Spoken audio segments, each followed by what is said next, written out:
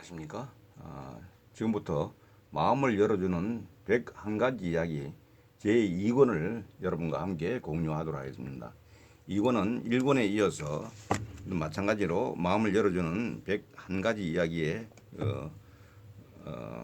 좋은 이야기들을 많이 담고 있고, 또한 1권에 마찬가지로 뉴욕 타임즈 베스트셀러 1위에 등극한 그런 작품을 101가지를 1, 2권에 나누어서 이렇게 작품화하였습니다. 그래서 2권을 지금부터 함께 보도록 하겠습니다. 여기 보면은 먼저 이 제1장에는 마음 자세에 대하여 이렇게 나와 있고, 마음 자세에 대하여, 두 번째는 2장에는 배움과 가르침에 대하여, 3장은 진정한 삶을 산 사람들, 4장은 자신의 꿈을 이루는 일에 대하여, 5장 지혜를 찾아서, 이렇게 5장으로 나누어서 이야기를 하고 있습니다. 그 가운데 제1장에 나오는 마음 자세에 대하여라는 부분을 보면은, 우리 자신의 우리 세대의 가장 위대한 발견은 인간이 자신의 마음 자세를 바꿈으로써 삶을 바꿀 수 있다는 사실을 발견하는 것이다 하고 윌리엄 제임스의 그 유명한 말을 담고 있습니다. 그러니까 그 인간이 자신의 마음 자세를 바꿈으로써 삶을 바꿀 수 있다는 사실을 발견하는 것이 위대한 발견이다, 이렇게 이야기합니다. 먼저 1장에 나온 첫 번째 제목은 발자국입니다. 발자국. 함께 보도록 하겠습니다. 어느 날 밤 한 사람이 꿈을 꾸었다. 꿈 속에서 그는 신과 함께 해변가를 산책하고 있었다. 그리고 하늘 저편에서는 그가 지금까지 살아온 삶의 모든 장면들이 영화처럼 상영되고 있었다. 각각의 장면마다 그는 모래 위에 새겨진 두 줄의 발자국을 발견할 수 있었다. 하나는 그의 것이었고 다른 하나는 신의 발자국이었다. 그가 살아오는 동안 신이 언제나 그와 함께 있었던 것이다. 그가 살아오는 동안 신이 언제나 그와 함께 걸었던 것이다. 마지막 장면이 펼쳐지고 있을 때쯤 그는 문득 길 위에 있는 발자국들이 어떤 때는 단지 한 줄밖에 나와 있지 않다는 것을 알아차렸다. 또 그것이 그의 생애에서 가장 절망적이고 슬픈 시기마다 그러했었다는 사실을 알았다.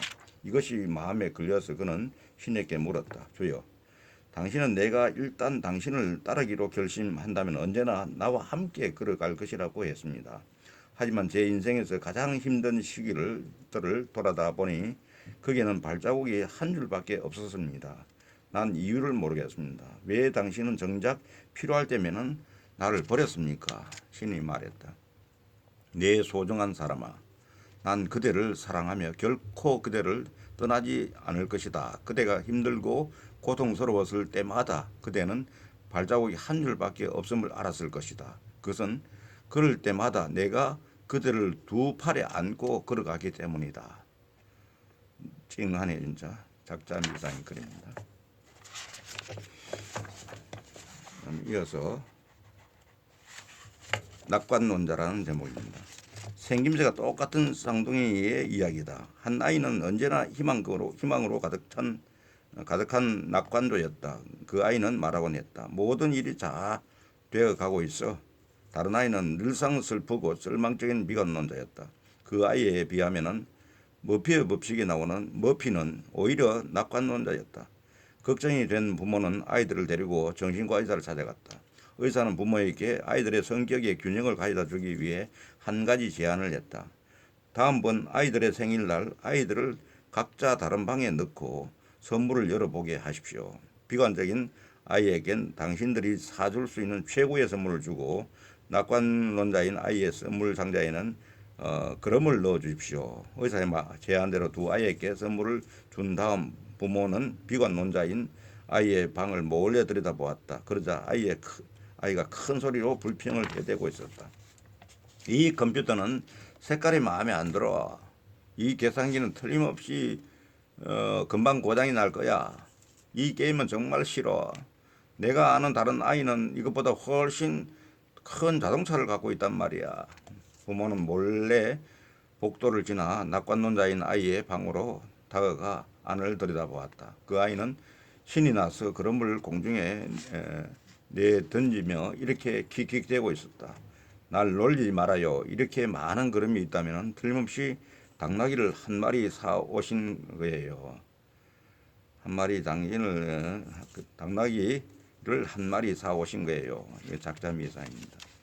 이렇게 참 그 현실을 해석하는 게 판이하게 다르게 해석하는 거죠.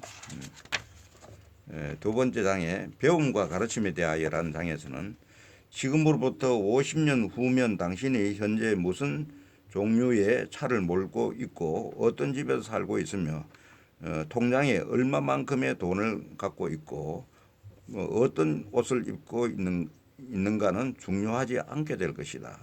하지만 세상은 좀 더 살기 좋은 곳이 될 것이다. 왜냐하면 한 아이의 삶에서 당신은 중요한 존재이기 때문이다. 하고 작자 미상이 그걸 싣고 있습니다.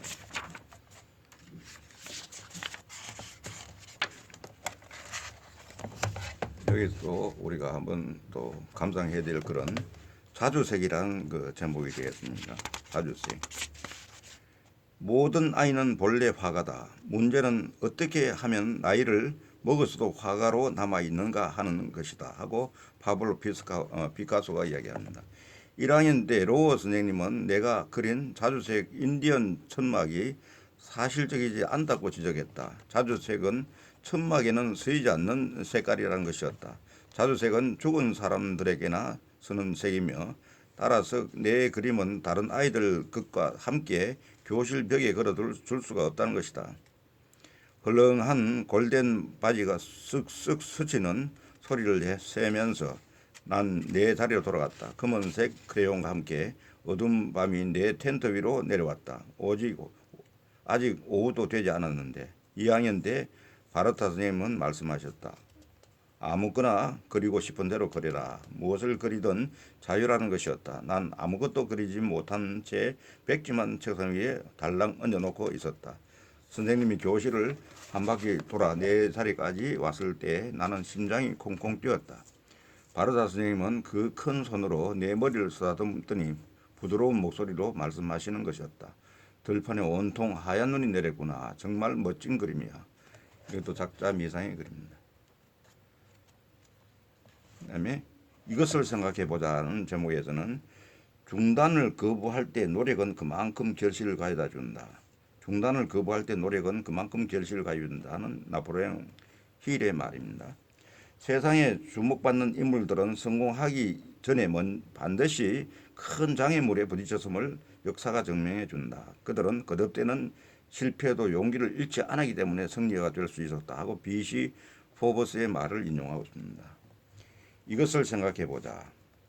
아카데미 영화상을 수상한 감독이며 연출자이고 작가인 우디 알렌은 뉴욕 주립대학과 뉴욕 시립대학의 영화 제작 과목에서 낙제 점수를 받았다. 또 뉴욕 주립대학의 영어 과목에서도 낙제 점을 받았다. 베스트셀러 엑소더스의 작가 레온 우리스는 고등학교 영어 과목에서 3살이나 낙제 점수를 받았다.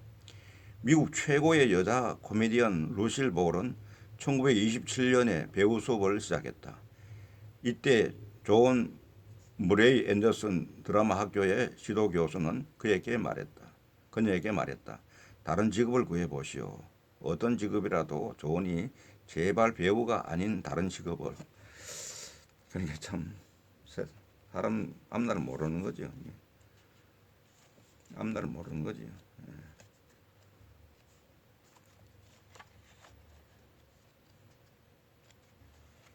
그 다음에 내가 인생에서 불행한 이유라는 제목에서는 난 너무 못생겼다. 난 너무 뚱뚱하다.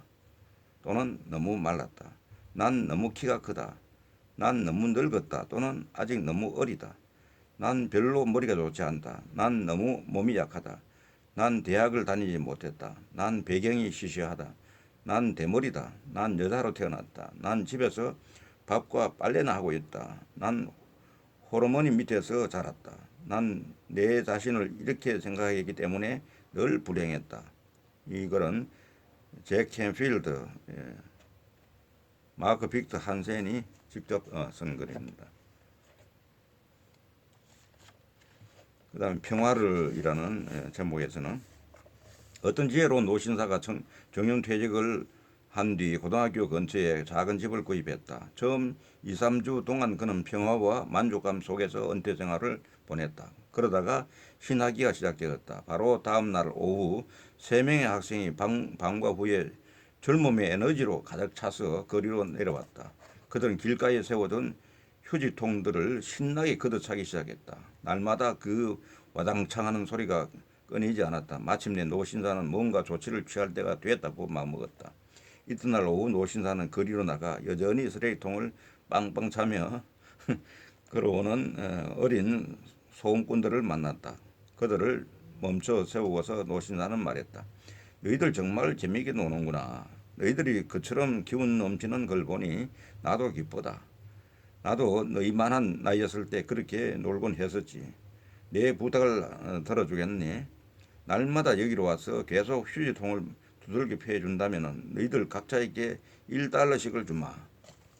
신이 난 학생들은 방과 후마다 그곳으로 와서 어김없이 쓰레기통에 발길을 퍼부었다. 며칠 뒤 노신사가 다시 학생들에게 다가왔다. 그런데 이번에는 얼굴에 슬픈 표정을 짓고 있었다. 그는 학생들에게 말했다. 이 놀이가 내 생활비에 큰 타격을 주는구나. 더 주고 싶지만 이제부터 너희들에게 쓰레기통을 사는 대가로 50센트밖에 줄 수가 없다. 소음꾼들은 실망하는 기색이 역력했지만 노신사의 제안을 받아들이고 방과 후에 소동을 계속했다. 며칠 뒤 이 지에 많은 노신사는 다시 학생들을 기다렸다가 말했다. 얘들아, 난 아직 사회보장연금을 받지 못하고 있어. 그러니 이제부터 너희들에게 25센트씩 밖에 줄 수 없구나. 너희들도 이해하겠지? 그러자 학생들 중에 대장적인 친구가 소리쳤다. 코 묻은 25센트를 받으라고요? 고작 동전 하나를 받기 위해 우리들은 날마다 시간을 낭비하며 쓰레기통을 걷어차란 말이에요. 정말 제정신이 아니시군요. 우린 그만두겠어요. 더 이상 계속할 수가 없어요. 그래야 노신사는 생의 마지막 날까지 평화와 정적을 누릴 수가 있었다 하고 젠틀 스페이스 뉴스에서 이야기하고 있습니다. 4장에 자신의 꿈을 이루는 일에 대하여 라는 제목에서는 미래는 자신의 꿈이 가치 있는 것임을 믿는 사람들의 것이다. 얼마나 좋은 말이면 미래는 자신의 꿈이 가치 있는 것임을 믿는 사람들의 것이다. 에리노 루스벨트의 말입니다. 한 소년이라는 제목입니다. 한 소년이 별을 바라보다가 울기 시작했다. 그래서 별이 물었다. 아이야, 넌 왜 울고 있니? 소년이 말했다. 당신이 너무 먼 곳에 있어서 당신을 만질 수가 없잖아요. 별이 말했다. 아이야, 난 너의 가슴 속에 있어. 그렇기 때문에 넌 날 볼 수 있는 거야. 하고 존 맥니올라가 한 이야기를 담고 있습니다. 존 맥니올라.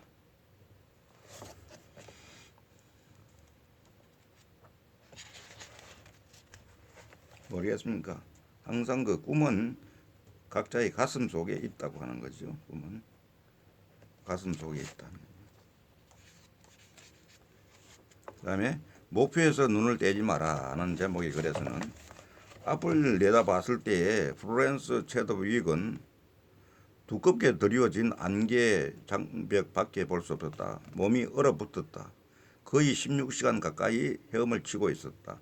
플로렌스는 이미 영국 해역을 왕복으로 헤엄쳐서 걷는 최초의 여성이었다. 지금 34살의 나이에 그녀가 세운 또 다른 목표는 카탈리나 섬에서 캘리포니아 해안까지 수영으로 횡단한 최초의 여성이 되는 것이었다. 1952년 7월 4일 그날 바다는 얼음으로 채워진 욕조 같았고 안개가 어찌나 짙은지 그녀를 호위하는 보트들마저 시야에 들어오지 않았다.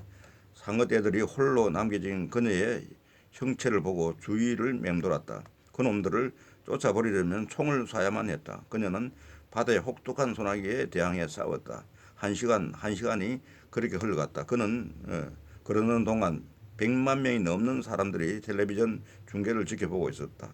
플로렌스를 뒤따르는 보트 위에서 어머니와 트레이너가 그녀에게 기운을 불어넣었다. 그들은 그녀에게 이제 얼마 남지 않았다고 소리쳤다. 하지만 눈에 보이는 그라곤 안개뿐이었다. 그들은 그녀에게 중단하지 말라고 소리쳤다. 물론 그녀는 포기할 생각이 없었다. 하지만 500m 정도를 더 가고 나서 그녀는 배 위로 올려달라고 요청했다. 몇 시간 뒤 아직도 얼어붙은 몸을 녹이며 플로렌스는 방송 기자에게 말했다. 변명을 하려는 건 아니에요. 하지만 만일 육지가 보이기만 했어도 난 끝까지 해냈을 거예요. 그녀를 패배시킨 것은 추위나 피로감이 아니었다. 그것은 안개였다. 안개 때문에 그녀는 자신의 목표를 볼 수가 없었던 것이다. 2달 뒤에 플로렌스는 다시 도전했다. 이번에도 똑같은 짙은 안개가 시야를 가렸지만 그녀는 상상을 통해 마음속에 분명하게 그려 갖고 있는 자신의 목표 그리고 강한 확신을 갖고 헤엄을 쳤다.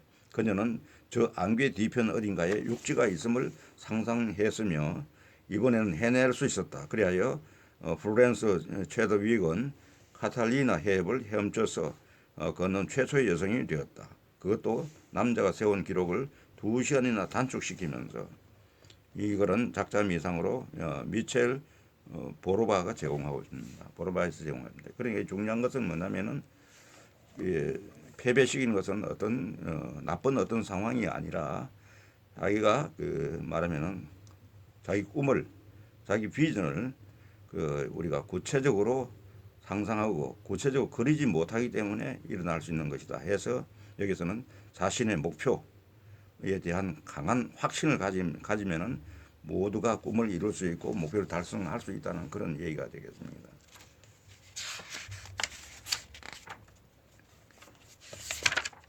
그다음 종이에 적은 희망사항이라는 제목에서는 삶은 우리가 무엇을 하며 살아왔는가의 합계가 아니라 우리가 무엇을 절실하게 희망해 왔는가의 합계이다 하고 호세 오르테가 이 가세트의 말을 인용합니다.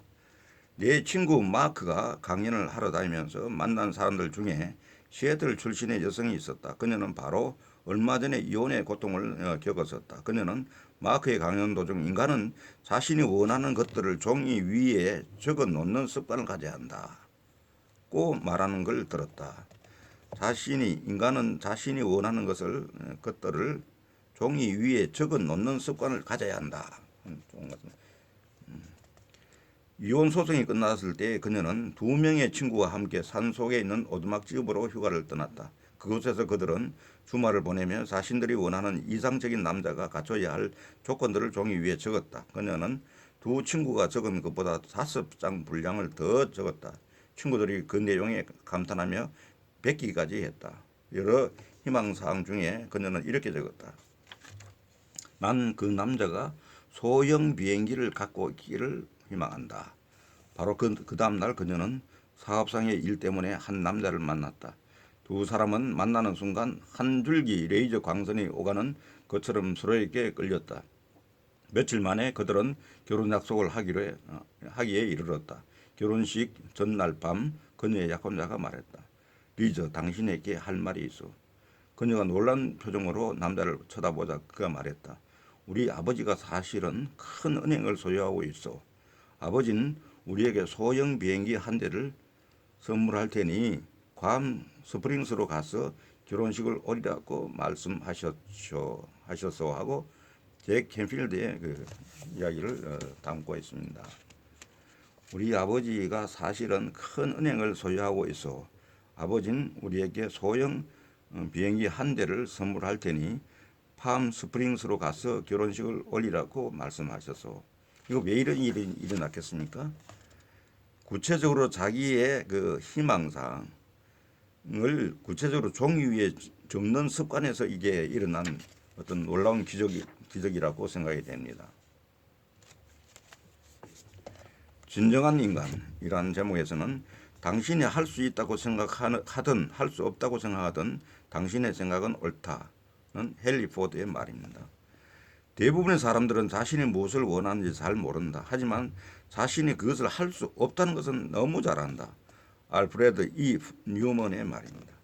최근에 조지아주 아틀란타에 있는 라이프 카이로프 렉틱 의과대학의 졸업식장에서 강연을 마치고 나서 나는 늙은 여성 졸업생 한 명을 만났다.